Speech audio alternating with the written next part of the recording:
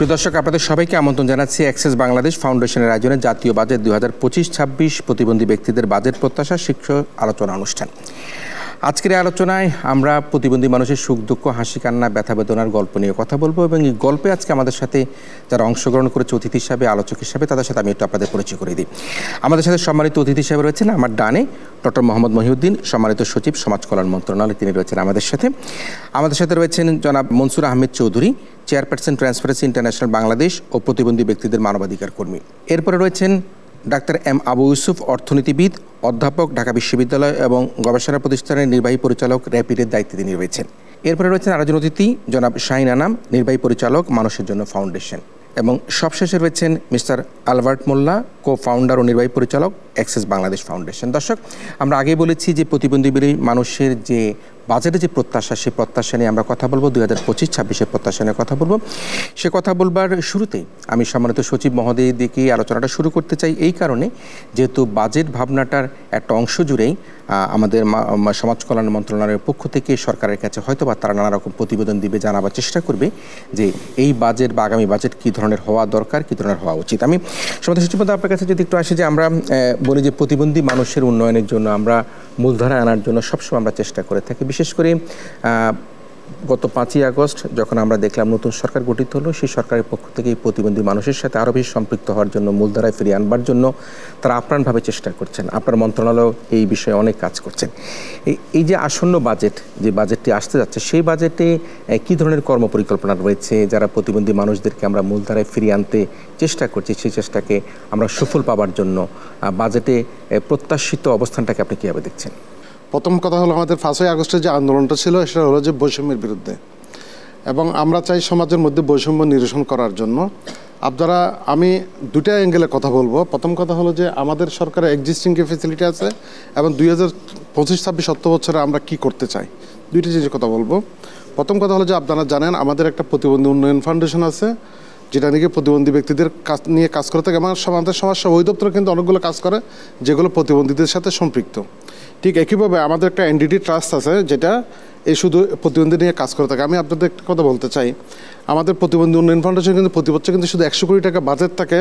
আমাদের 74টা কিন্তু আছে আপনার প্রতিবন্ধী বিদ্যালয় আছে, যার মধ্যে আমাদের 946 জন শিক্ষককে কিন্তু আমরা কিন্তু বেতন দিয়ে থাকি। শুধু তাই না, আমাদের এই কাজগুলো কিন্তু অনেকেই জানে না, আমাদের কিন্তু পুরো দেশের মধ্যে 103টা কিন্তু থেরাপি কেন্দ্র আছে যেখানে প্রতিবন্ধী ব্যক্তিদেরকে থেরাপি দেওয়া হয়। শুধু তাই না, আমাদের মোবাইল কিন্তু 45টা ব্যান আছে, যেগুলো কাভার্ড ব্যান, যেখানে মানুষের দরজায় গিয়ে একদম এই সেবাটা দিয়ে থাকে। এগুলো আপনারা অনেকে হয়তো জানেন কিনা। আমি নিজে ব্যক্তিগতভাবে যখন সমাজ কল্যাণ মন্ত্রণালয়ে ছিলাম না, আমি নিজেও জানতাম না, কিন্তু এখন আমি জানতে পারছি যে এটা। প্রথম কথা হচ্ছে যে আমি সবার প্রতি আমার আহ্বান থাকবে আমাদের এক্সিস্টিং ফেসিলিটিগুলো যাতে আপনারা ইউজ করেন। এখন এরপরে আসি আমাদের 24-25 অর্থ বছরে আমাদের কী ছিল, 25-26 অর্থ বছরে সরকার কী চিন্তা করছে। আপনি দেখেন আমাদের টোটাল সমাজ কল্যাণ মন্ত্রণালয় কিন্তু প্রায় 54টা প্রোগ্রামের মাধ্যমে প্রায় 12,000 কোটি টাকা কিন্তু দেশের 2 কোটি মানুষের মধ্যে কিন্তু বিতরণ করে থাকে। তার মধ্যে একটা অংশ হলো আমাদের প্রতিবন্ধী ব্যক্তিদের। আপনারা 24-25 সালে কিন্তু আমাদের প্রতিবন্ধী ব্যক্তিদের আপনার ভাতার পরিমাণ ছিল কিন্তু 850 টাকা, এবং এটা টোটাল বাজেট ছিল 3,322 কোটি, এবং উপভোগীর সংখ্যা ছিল কিন্তু 32,34,000।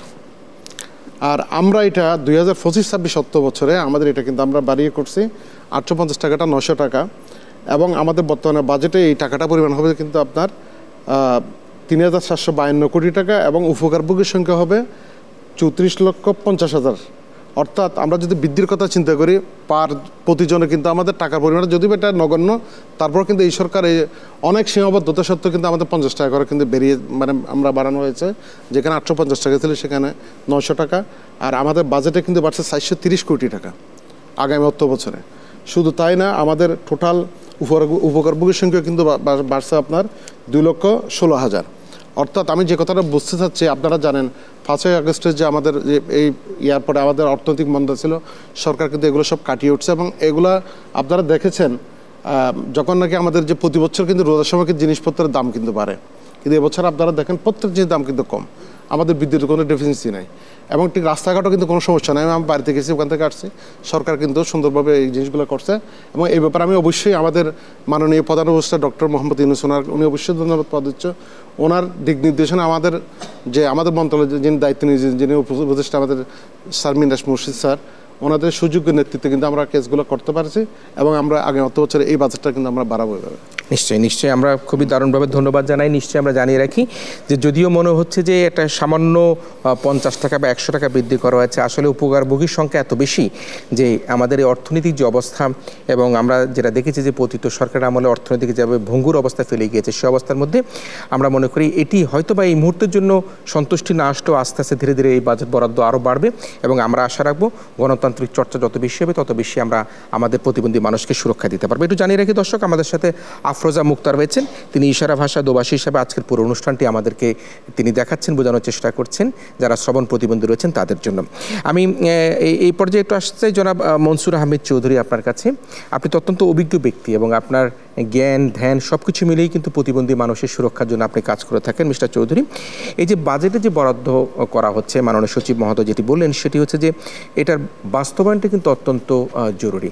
আমরা এই বাজেট বাস্তবায়নের মনিটরিং অবস্থাটা কি, এটি যেমন আমরা গত আমলে দেখেছি যে করোনা ভাইরাসের সময় যখন সাধারণ মানুষদেরকে প্রণোদনা প্রদান করা হয়েছিল, সেই প্রণোদনা কিন্তু বড় একটা অংশই যারা দলীয়ভুক্ত লেজুরভিত্তিক হতো তারা কিন্তু সেখানে সেই বাজেটের সেই প্রণোদনার অংশ পেয়েছিল।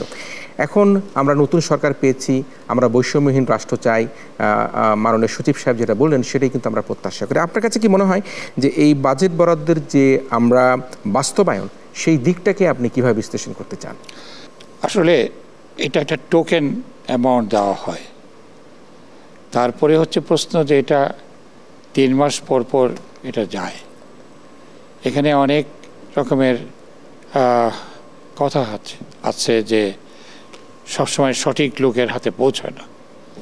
এই জায়গাতে আমি অনুরোধ করব মন্ত্রণালয়কে আরও সচেতন এবং সচেতন হয়ে আপনারা কীভাবে উপভোগী বা বেনিফিশিয়ারির কাছে দেবেন সেটা মেকানিজম করা উচিত।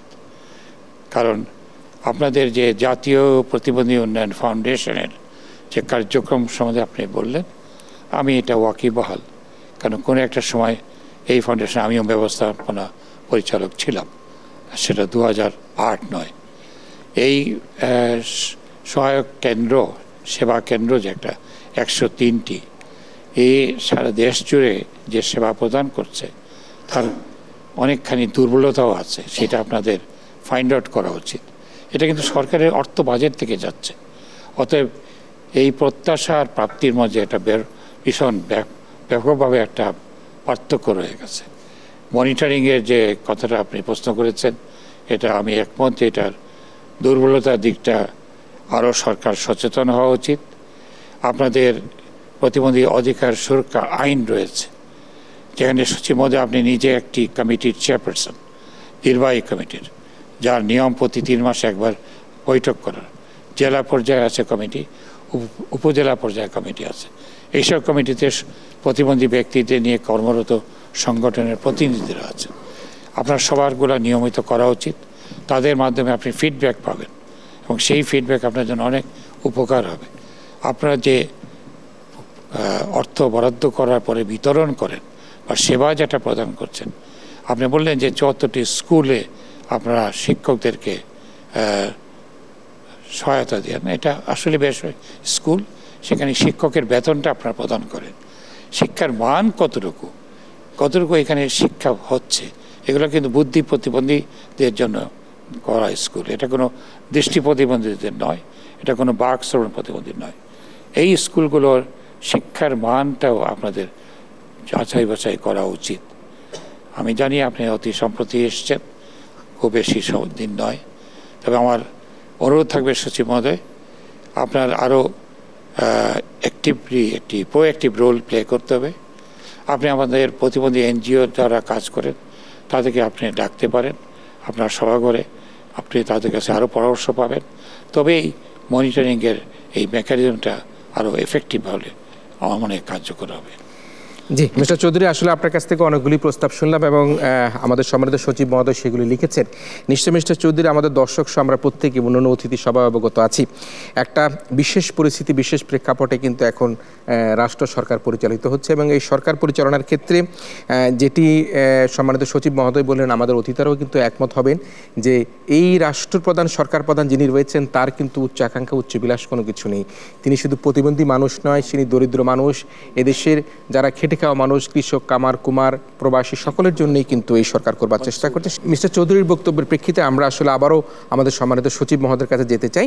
সচিব মহোদয়, যারা মনসুর আহমেদ চৌধুরী অনেকগুলি কথা বলেন, যে কথাগুলোর মধ্যে আসলে এই প্রতিবন্ধী মানুষের জন্য যে বাজেট রাখা হয় সেই বাজেটটি আসলে ঠিকমতো ব্যবহার করা হয় কিনা, যেখানে স্কুল কলেজগুলোতে যেখানে বুদ্ধি প্রতিবন্ধী রয়েছে তাদের কী অবস্থা রয়েছে, সব কিছু মিলিয়েই আপনি আপনার মন্ত্রণালয়ের পক্ষ থেকে, যদি আমরা বারবার বলে আসছি যে বর্তমান যে সরকারটি, সেই সরকারটি মাত্র অল্প কয়েকদিন এসেছে, একটা বিশেষ পরিস্থিতিতে এই সরকার, প্রফেসর ডক্টর ইউনূস তার নেতৃত্বে এই সরকার পরিচালিত হচ্ছে, তাদের মধ্যে এমন কোনো উচ্চাকাঙ্ক্ষা নেই যেটি বিগত সরকারের আমলে দেশকে অর্থনৈতিকভাবে ভঙ্গুর করে গিয়েছিল। তারপরও যেহেতু মিস্টার চৌধুরী অনেকগুলি কথা বলেছেন, আমি সম্মানিত সচিব ডক্টর মোহাম্মদ মহিউদ্দিন আপনার কাছ থেকে শুনতে চাই তার প্রতিক্রিয়া আপনি কীভাবে বিশ্লেষণ করতে চান। আমি প্রথমেই মনসুর ভাইকে ধন্যবাদ দেব, লার্নেড ম্যান নিঃসন্দেহে।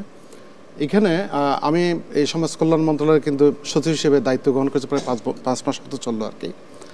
আপনারা জেনে খুশি হবেন, আমরা কিন্তু এই যে তৃতীয় কিস্তির যে টাকাটা, কিন্তু এটা কিন্তু ঈদের আগে, এটা কিন্তু যাওয়ার কথা কিন্তু আপনার এপ্রিলে, আমরা কিন্তু প্রত্যেকটা মানুষের কাছে কিন্তু আমরা পৌঁছানো নিশ্চিত করেছি।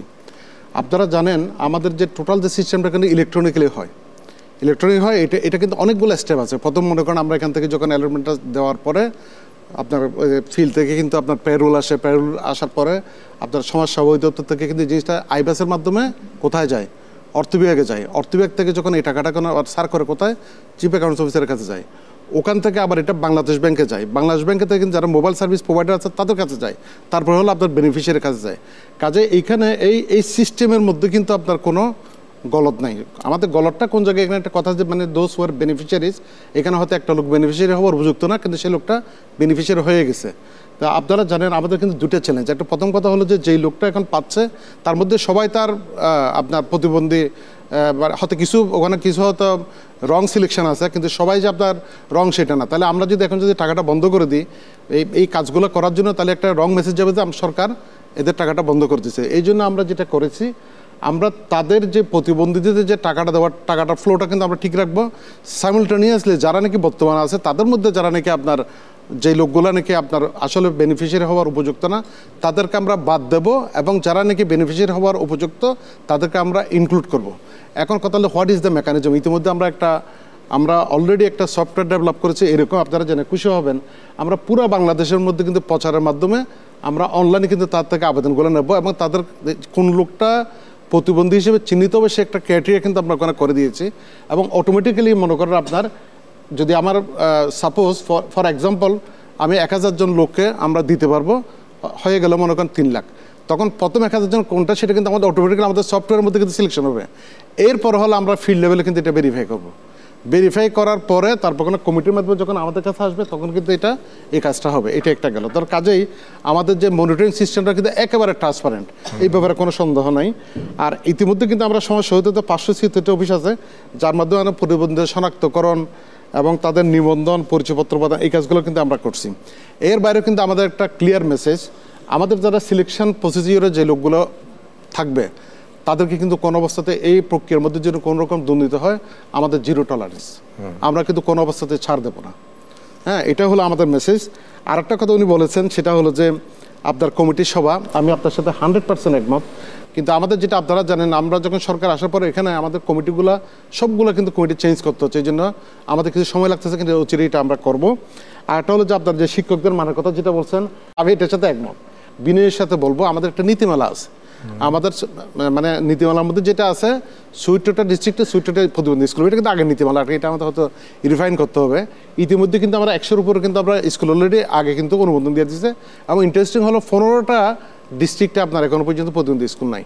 তাহলে এখানেও কিন্তু আমাকে কিন্তু শুধু একটা লোকে আন্দোলন করলে কিন্তু তাকে কিন্তু আমি অন্তর্ভুক্ত করতে পারবো না, আমাদের কিন্তু মানটা কিন্তু নিয়ন্ত্রণ করতে হবে। এই জন্য কিন্তু আমরা সময় নিচ্ছি, এটাও কিন্তু আমরা অচিরেই করবো।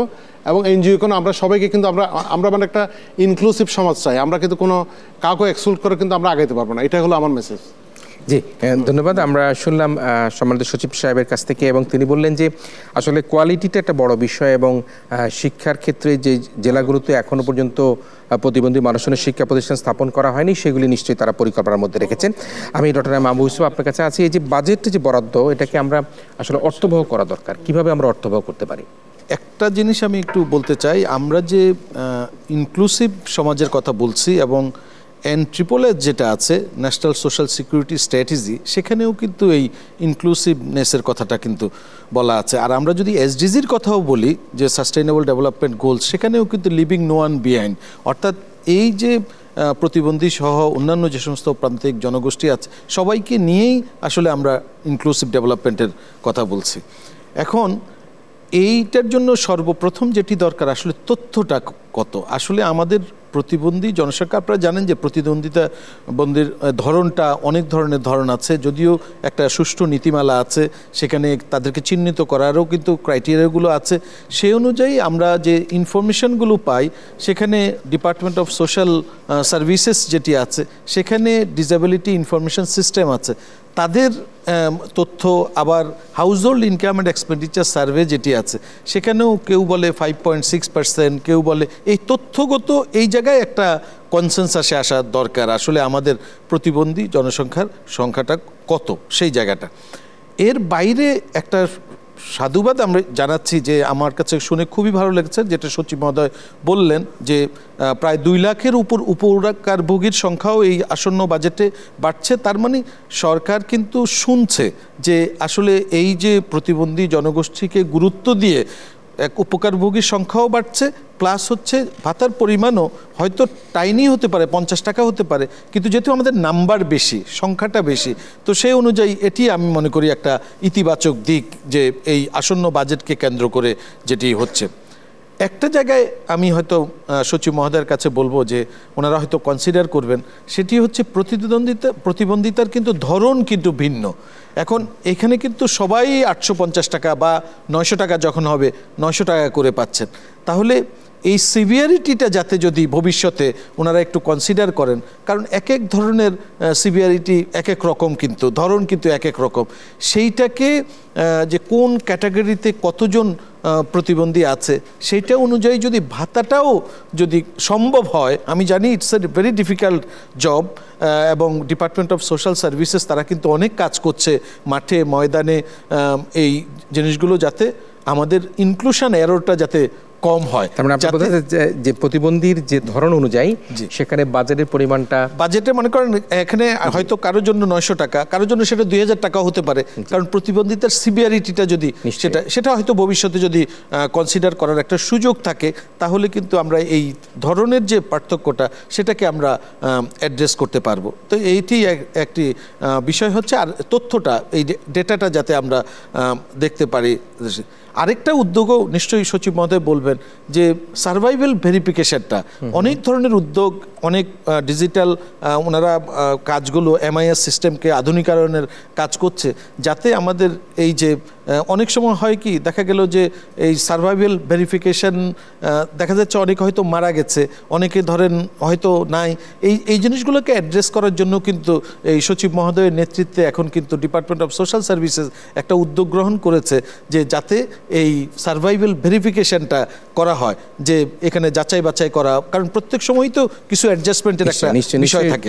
এটা আসলে ভীষণ বড় একটা কর্মযজ্ঞ নিশ্চয়ই সরকার হাতে নিয়েছে। এখানে এরর ফ্যাক্টরটা আসলে কাজ করবেই, এই কারণের জন্য যেটা মনে হয় যে এই জায়গাটাকে আসলে যেভাবে ওনারা বলছেন যে ওনারা আবেদনপত্র নিচ্ছেন, নিশ্চয়ই আমরা আশা করি ভবিষ্যতে এগুলি রিপেয়ার, মানে দুটো কাজ একসাথে হচ্ছে। একটা হচ্ছে এটাকে বন্ধ রেখে, মানে যে এটাকে যে কারেকশনগুলো বা যাচাই বাছাই করা, সেটা হচ্ছে না, দুটো কাজ পাশাপাশি চলছে। একটা হচ্ছে পাশাপাশি আবার সেটা যাতে যাচাই বাছাই করে সঠিক লোক যাদের কাছে পৌঁছার কথা তারা যাতে পায়, সেই ধরনের উদ্যোগগুলোও কিন্তু গ্রহণ করা হয়েছে।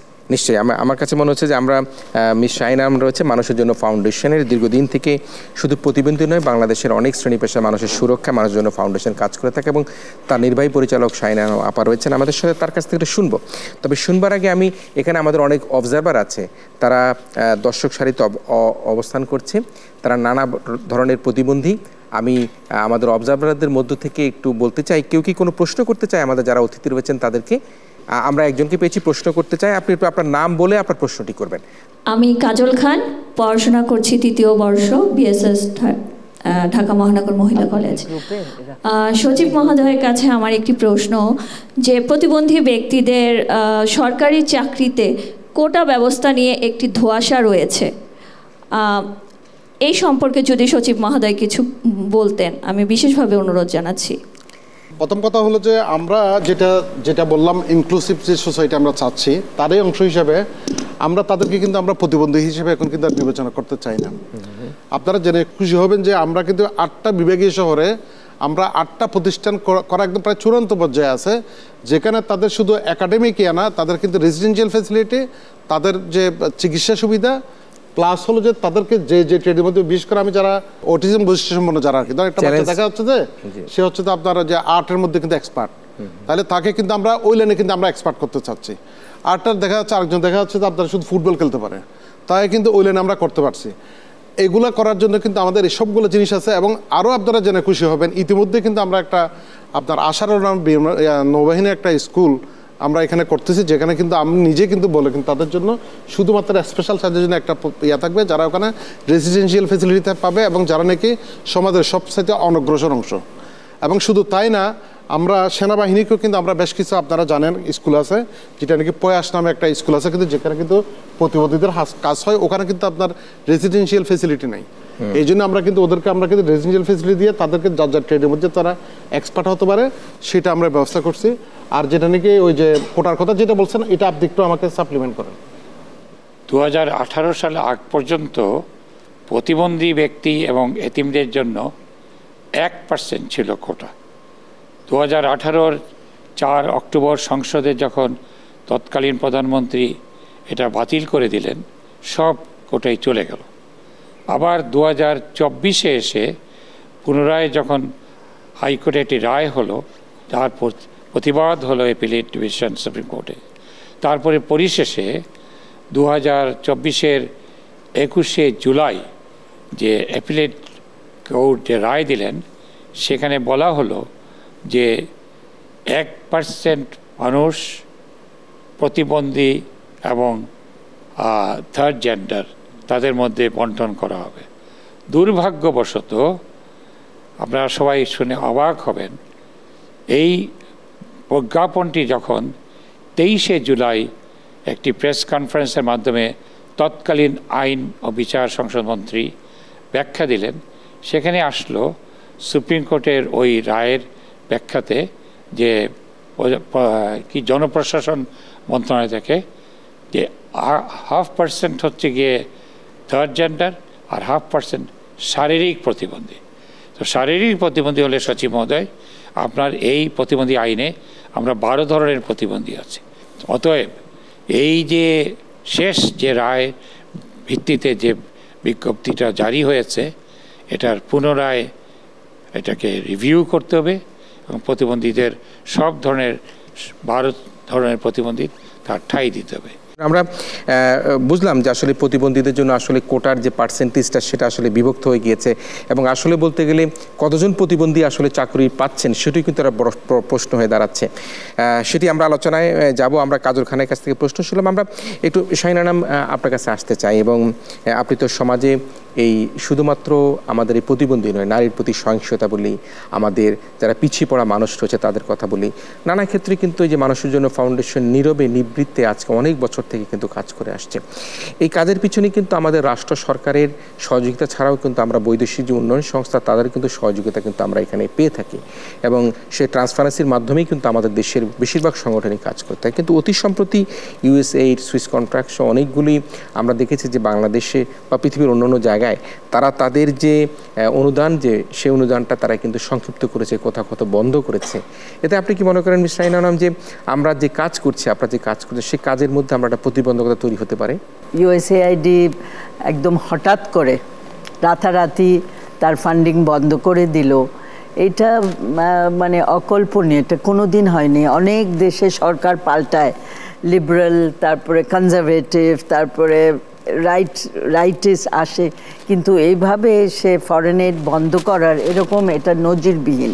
যাদের জন্যে যারা কাজ করে এই টাকা নিয়ে যাদের জন্য যেটা বেনিফিশিয়ারি বলি বা আমরা কমিউনিটি বলি, সেখানে তো অনেক ধরনের ভালো ভালো কাজ বন্ধ হয়ে গেছে এবং একটা বড় কাজ হলো এই যে প্রতিবন্ধীদের নিয়ে তাদের শিক্ষা, স্বাস্থ্য, তাদের অধিকার, তাদের অবগম্যতা, অ্যাক্সেস, এরকম নিয়ে অনেক অনেক কাজ এনজিওরা করছে। আমরা নিজে আমাদের 3টা পার্টনার নিয়ে আমরা কাজ করছিলাম এই ইউএসএআইডি অনুদান নিয়ে, সেটা বন্ধ হয়ে গেছে।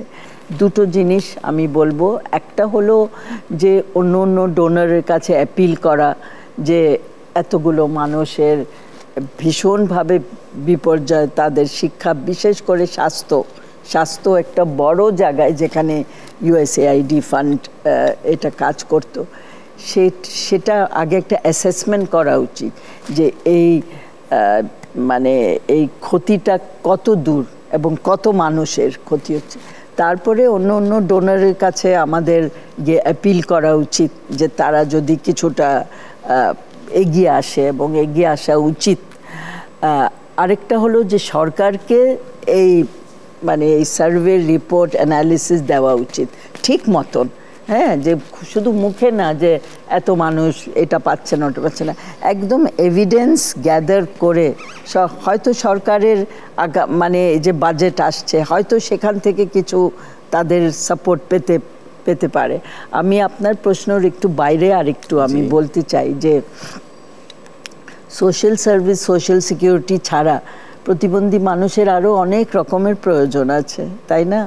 শিক্ষা, স্বাস্থ্য তো আছেই, তাদের অবগম্যতা, তাদের অ্যাক্সেস, তাদের বাসে ট্রাভেল করা, তাদের মোবিলিটি, এবং তারা যদি উদ্যোক্তা হয় তাদের অ্যাক্সেস টু মার্কেট, তাদের দক্ষতা, তাদের স্কিল, তাদের জব মার্কেটের জন্য রেডি করা।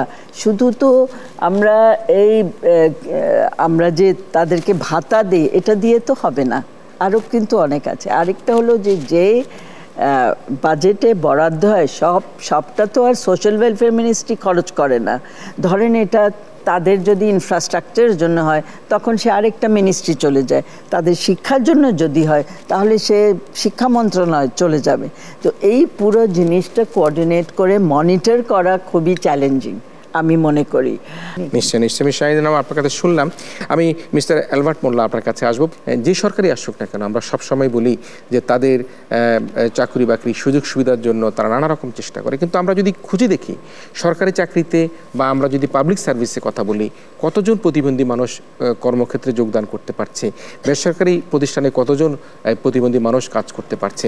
এই যে বেকারত্ব গোচনের ক্ষেত্রে আমাদের কর্মপরিকল্পনা কি হতে পারে বলে আপনি মনে করেন?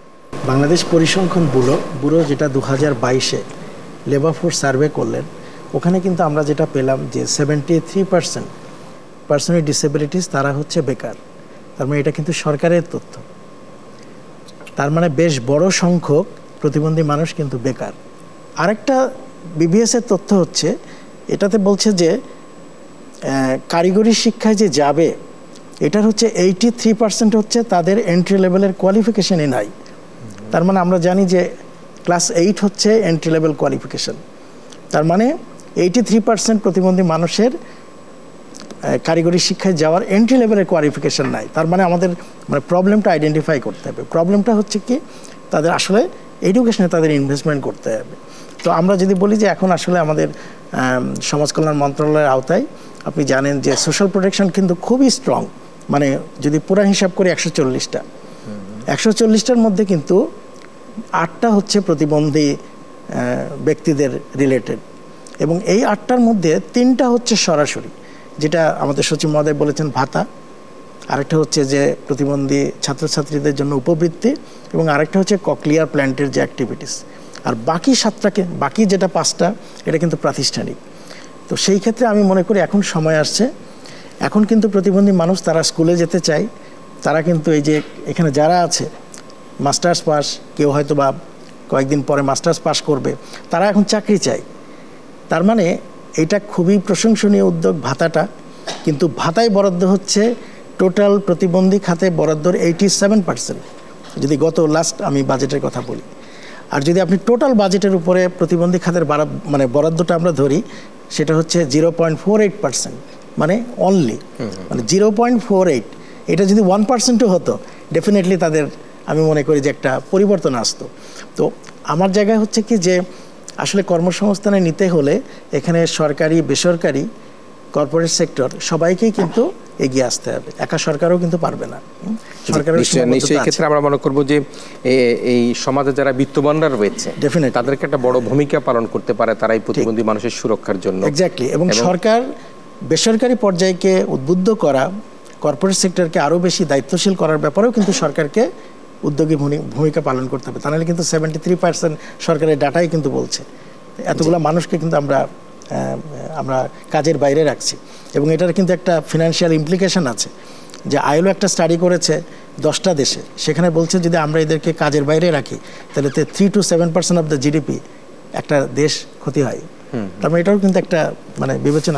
নিশ্চয়ই আমরা সেই বিবেচনাবোধ থেকে আশা করব শুধুমাত্র সরকারের একার পক্ষে কিন্তু এত বড় কর্মযোগ্য করা সম্ভব নয়, এবং আমরা সমাজের বিত্তশালী রয়েছে এবং সরকার নানা ইনসেন্টিভ দিয়েও কিন্তু তাদেরকে যুক্ত করতে পারে, ট্যাক্স রিবেট দিতে পারে, তার কর্মক্ষেত্রে তার নানা ক্ষেত্রে নানা প্রণোদনও প্রদান করতে পারে যদি প্রতিবন্ধী মানুষদেরকে তারা তাদের কর্মসংস্থানের চাকরির সুযোগ করে দেয়। আমরা সম্মানিত সচিব মহোদয়ের কাছে আসবো, তবে আমরা আবার একটু আমাদের অডিয়েন্সের কাছে যাই। আমরা পরবর্তী প্রশ্ন নিতে চাই। কেউ হাত তুলে বলবেন আপনি? আচ্ছা, আমরা পেয়েছি। আপনি একটু আপনার নামটা বলে আপনার প্রশ্নটা করবেন। জয় হচ্ছে শ্রবণ এবং গুরুতর মানে বহুমুখী প্রতিবন্ধী, ইয়াং ডেফ আর কি। তো সে যেটা বলতে চাচ্ছে বাজেটে গুরুতর অন্যান্য প্রতিবন্ধী মানে বহুমুখী প্রতিবন্ধী যারা আছে তাদের জন্য কি প্রতিফলন আছে?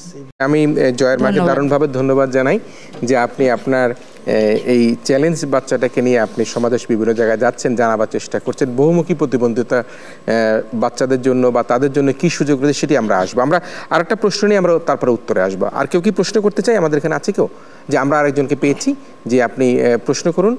আমার নাম ইফতি, আমি একজন শ্রবণ ও বাক প্রতিবন্ধী ব্যক্তি, আমি একজন বিশ্ববিদ্যালয় শিক্ষার্থী।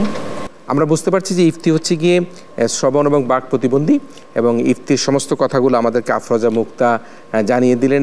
আমরা প্রশ্নের উত্তর খুঁজব, তবে আমরা ইফতিকে ধন্যবাদ জানাবো। এবং একই সাথে আমি প্রথম যে প্রশ্নটি আমাদের এসেছিল জয়ের পক্ষ থেকে, জয়ের মা আমাদেরকে প্রশ্নগুলি করেছিলেন যে যারা বহুমুখী প্রতিবন্ধিতার মধ্যে পড়েছেন তাদের নিয়ে আসলে কী করণীয় রয়েছে, কী করা যায়। আমি সম্মানিত সচিব মহোদয় আপনার কাছে যদি একটু আসি আবারও। প্রথম কথা হলো আমাদের কিন্তু একটা প্রোগ্রাম আছে, সেটা হলো আপনার ওই যে ককলিয়ার ইমপ্ল্যান্ট স্থাপন করি আর কি। একটা ককলিয়ার ইমপ্ল্যান্ট কিন্তু স্থাপন করতে গেলে প্রায় 7-8 লাখ টাকা লাগে কিন্তু, এবং আমরা এটাও কিন্তু প্রোভাইড করতে সরকার। এই বছর কিন্তু আমাদের কিন্তু 40 কোটি টাকা কিন্তু বাজেটে বিভিন্ন জায়গায় আমরা দিয়েছি। দেখেন কিন্তু এটাই হলো যে সরকারের সদিচ্ছার বড় প্রমাণ, তাকে কিন্তু ককলিয়ার ইমপ্ল্যান্ট কিন্তু দেওয়া হয়েছে। এবং শুধু তাই না, আমার কাছে যে যতজন কিন্তু এসেছে অনেকে কিন্তু হারায় ফেলে, এই জিনিসটা কিন্তু আপনাদের ধারণা আছে যায় না, হারায় ফেলে বা নষ্ট হয়ে যায়, এগুলো কিন্তু আমরা রিপ্লেস করতেছি। এটা গেল। তারপরেও আমার কথা হলো যে আপনি আমার সাথে পার্সোনালি যোগাযোগ করবেন। আমাদের সমাজ কল্যাণ মন্ত্রণালয়ের অনেক সুযোগ আছে যেগুলো অনেকেই জানে না, আমরা চাই এগুলো মানুষের মধ্যে পৌঁছায় দিতে।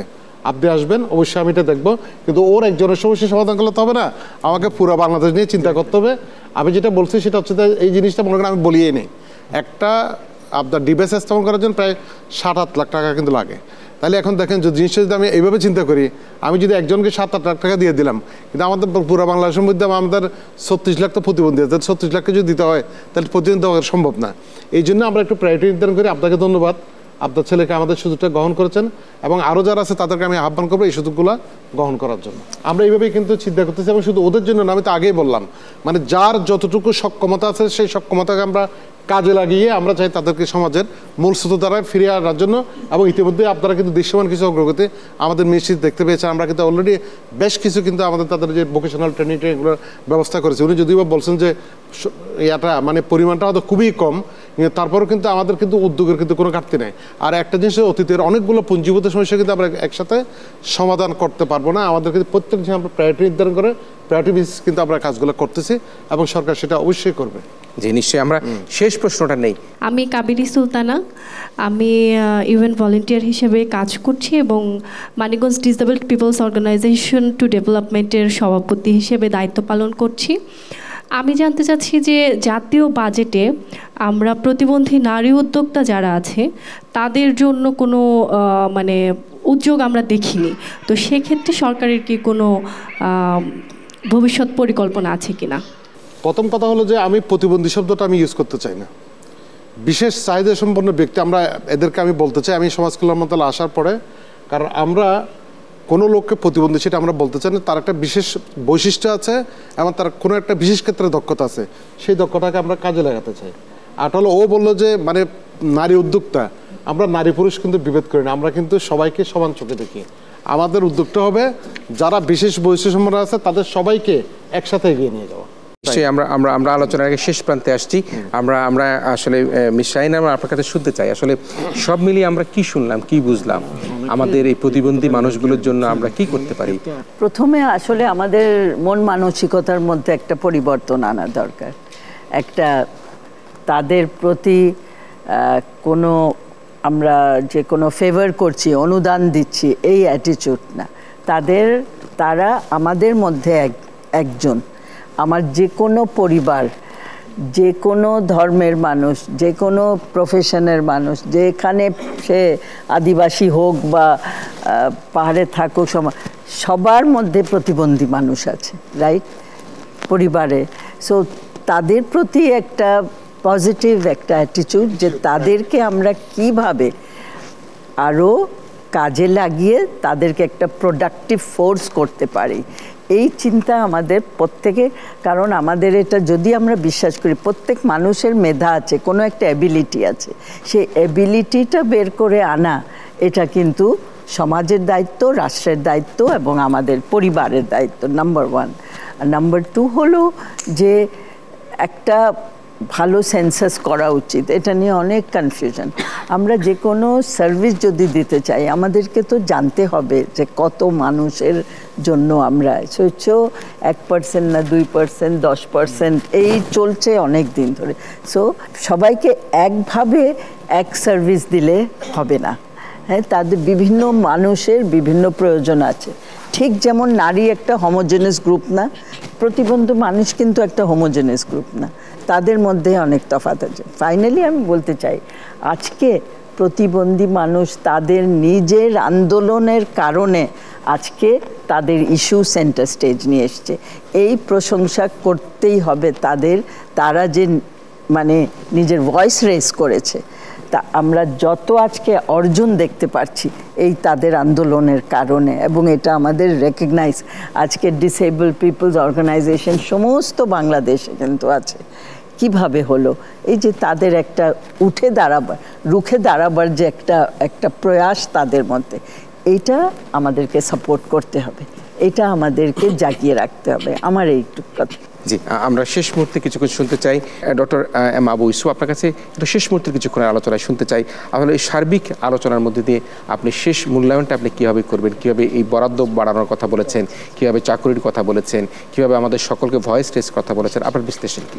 আসলে আমি এতক্ষণ যা আলোচনা হলো, বা আমাদের যে পলিসি বা প্ল্যান যে সমস্ত ডকুমেন্ট আছে, সেখানে কিন্তু এই প্রতিবন্ধী যেটাকে পার্সন উইথ ডিসএবিলিটিস আমরা বলছি, তাদেরকে কিন্তু গুরুত্ব দিচ্ছে। যেহেতু আমাদের সম্পদের একটা সীমাবদ্ধতা আছে, কিন্তু আপনি দেখবেন আমাদের যে কাভারেজটা, সেটা কিন্তু আপনি যদি গত 10 বছর 15 বছর থেকে দেখেন, এই কাভারেজটা এখন 34 লাখের মধ্যে কিন্তু যাচ্ছে, এবং আমরা আশা করছি এটি আস্তে আস্তে ইউনিভার্সাল কাভারেজের দিকে যাবে। অর্থাৎ যখনই কোনো একটা ব্যক্তি প্রতিবন্ধী, অর্থাৎ যে 12 ধরনের প্রতিবন্ধী ধরন আছে, সেখানে যখন আইডেন্টিফাই হবে, তখন তাদেরকে যাতে এই ভাতা যেটি আছে সেটা কম হতে পারে, কিন্তু সেই জায়গায় যাতে নিয়ে আসতে পারে।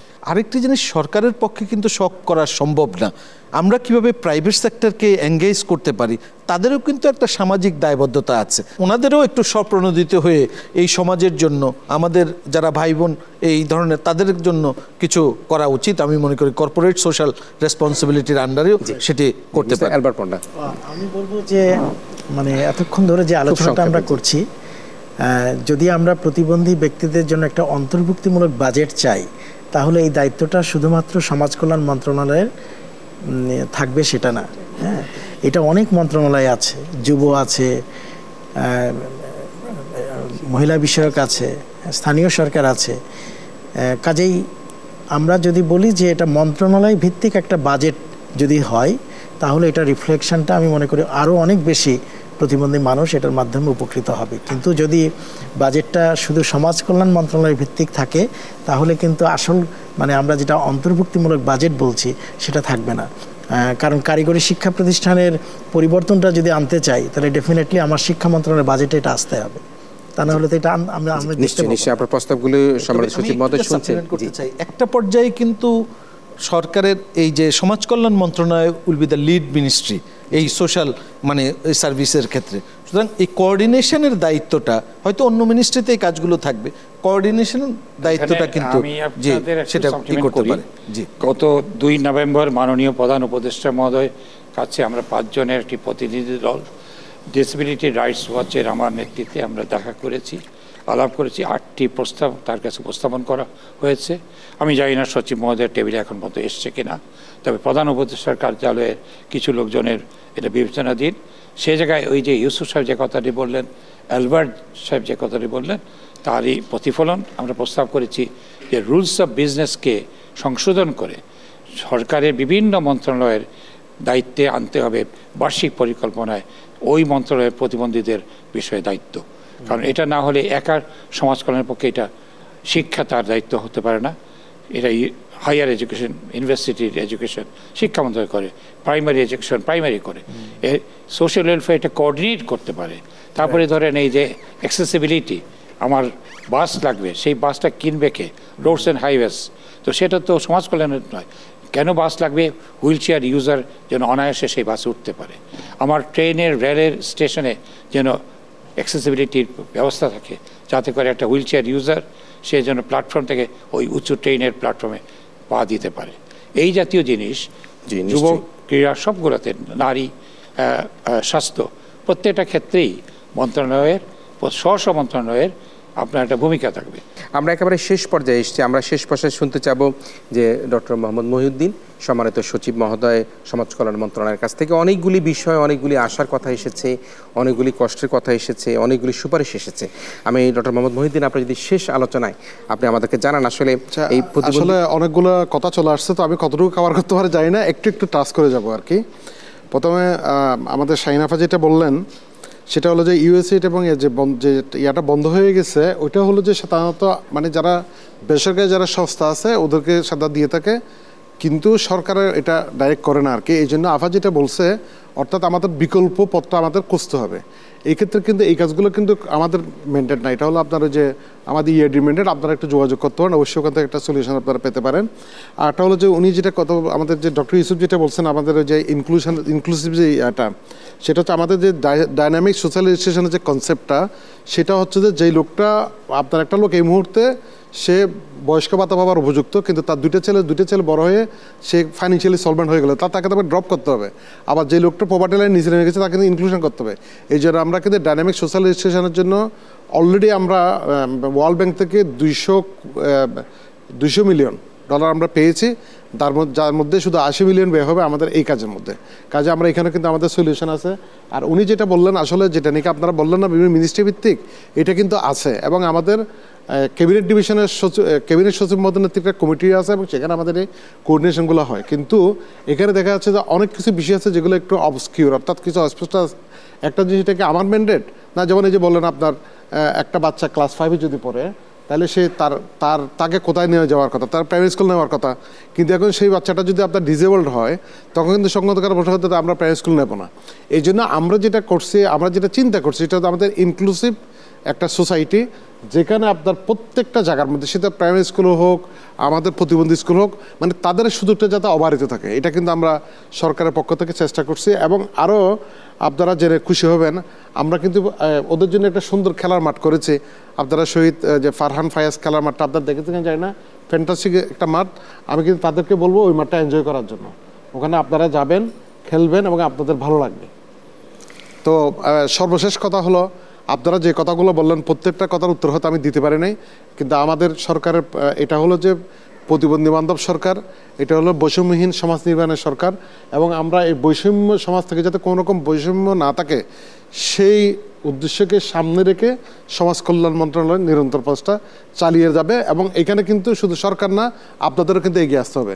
আমাদের সম্মিলিত প্রচেষ্টায় আমরা সুন্দর একটা সমাজ অবশ্যই গঠন করতে পারবো। ধন্যবাদ আমাদের আজকের সম্মানিত সচিব মহোদয়কে তার চমৎকারভাবে বিশ্লেষণ ব্যাখ্যার মধ্যে দিয়ে প্রতিবন্ধী মানুষের সুরক্ষায় কিভাবে বর্তমান যে বৈষম্যহীন সরকার কাজ করছে সেগুলি তিনি জানালেন এবং তিনি আহ্বান জানালেন যে প্রতিবন্ধী মানুষের জন্য যত ধরনের সুবিধাই বর্তমান সরকার করছে সকল সুযোগ সুবিধা তারা জানে এবং তারা সেগুলি নিজেরা ভোগ করবার চেষ্টা করে। তবে একটি কথা বলে রাখি যে রাষ্ট্র প্রতিবন্ধীদের প্রতি যত বেশি সে মানবিক হবে সে রাষ্ট্রকে তত মানবিক রাষ্ট্র হিসেবে আমরা বলতে পারি যে এই রাষ্ট্রকে তারা তোমাদের যে উন্নয়নের অগ্রযাত্রা এগিয়ে যাবার যে প্রচেষ্টা করছো, এলডিসি গ্র্যাজুয়েশনের কথা বলছি, আমরা আমাদের উন্নয়নের মূলধারায় ফিরে যাবার কথা বলছি, কিন্তু প্রতিবন্ধী মানুষদেরকে আমরা পিছনে রেখে কিন্তু কোনোভাবে উন্নয়নের মূলধারা আমরা ফিরে যেতে পারবো না। তাই আমরা মনে করি আমাদেরকে রাষ্ট্রকে, সরকারকে, বিশেষ করে এদেশের নানা শ্রেণী পেশার মানুষ, বিত্তবানরা যারা রয়েছেন প্রত্যেকে কিন্তু এক তালে এক লয় এক সুরে যদি আমরা প্রতিবন্ধী মানুষের জন্য কাজ করি তাহলেই কিন্তু আমরা তাদের সুরক্ষা দিতে পারবো।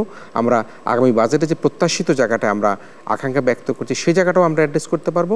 অন্যদিকে আমরা তাদের সুরক্ষার পাশাপাশি আমরা মনে করবো যে বাংলাদেশকে এগিয়ে নিয়ে যাওয়ার জন্য যে প্রফেসর ডক্টর মোহাম্মদ ইউনূসের নেতৃত্বে যে সরকার বর্তমানে পরিচালিত হচ্ছে সেই সরকারকে আমরা হাত শক্তিশালী করতে পারবো। প্রিয় দর্শক, আপনারা যারা এতক্ষণ আমাদের আজকের এই অনুষ্ঠান জাতীয় বাজেট 2025-26 প্রতিবন্ধী ব্যক্তিদের বাজেট প্রত্যাশা শীর্ষক আলোচনা দেখলেন, আপনাদের সবাইকে ধন্যবাদ জানিয়ে আমাদের আলোচনা এখানে শেষ করছি। আপনারা ভালো থাকবেন, সবাই মিলে ভীষণ ভালো থাকবেন।